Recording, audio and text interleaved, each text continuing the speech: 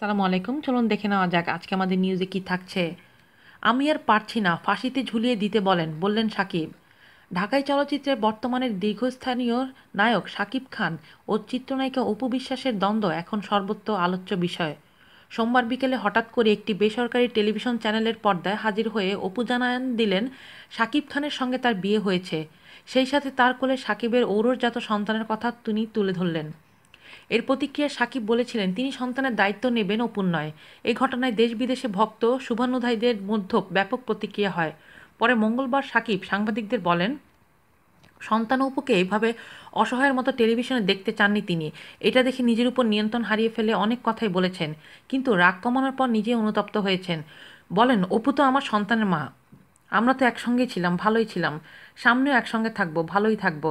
এদিকে মঙ্গলবার সন্ধ্যায় শাকিব ঘনিষ্ঠ বন্ধু প্রযোজক মোহাম্মদ ইকবাল জানান, আগামী শুক্রবার পহেলা বৈশাখ, ওই দিন জুমার নামাজের পর রাজধানীর নিকেতনের বাসা থেকে অপুকে গুলশানের বাসায় তুলে নেবেন শাকিব। ইকবাল বলেন, আগামী শুক্রবার বাদ জুমা শাকিব নিজের পরিবার নিয়ে অপুর নিকেতনের বাসায় যাবেন।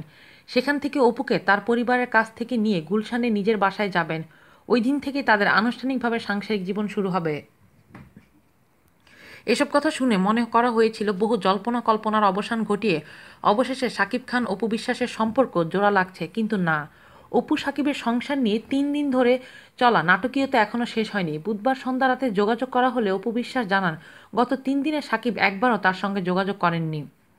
এরপর রাত 9:45টার দিকে মোবাইল ফোনে শাকিব খানের সঙ্গে প্রতিবেদকের কথা হলে অপুর সঙ্গে যোগাযোগ হয়েছে কিনা জানতে চাইলে তিনি সরাসরি উত্তর দেননি।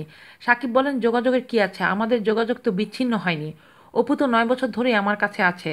আমার কাছে বলতে? প্রতিবেদকের এমন প্রশ্নের জবাবে তিনি বলেন, আমার কাছে বলতে আমার বাড়িতেই আছে।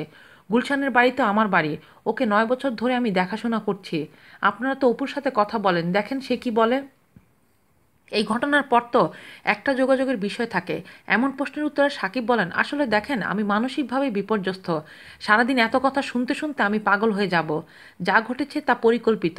আমার ক্যারিয়ার ধ্বংসের একটা চক্রান্ত ছিল। তার সাথে ঘটনার আগের দিনই তো দেখা হয়েছে, তাহলে যোগাযোগ নেই এটা কেন হবে? এ সময় তিনি তার সর্বশেষ বিধ্বস্ত হয়ে পড়ার অবস্থা তুলে ধরে বলেন, আমার দ্বারা আর সম্ভব হচ্ছে না। আমাকে বলেছে আমি নাকি আই ওয়াশ করেছি। আমাকে এভাবে কেন বলছে? বারবার আই ওয়াশের কথা বলে আমাকে গিলটি বানানো হচ্ছে। দরকার হলে আমি দেশ ছেড়ে যাব, দরকার হলে ফাঁসিতে ঝুলিয়ে দিতে বলেন, আমি আর পারছি না। প্রতিবেদককে কোনো প্রশ্ন করার সুযোগ না দিয়ে শাকিব বলেন, বগুড়ায় যে 6-7 তাল অট্টালিকা অপুর হয়েছে সেটি কিভাবে হলো? 4-5 কোটি টাকা কোথা থেকে এসেছে?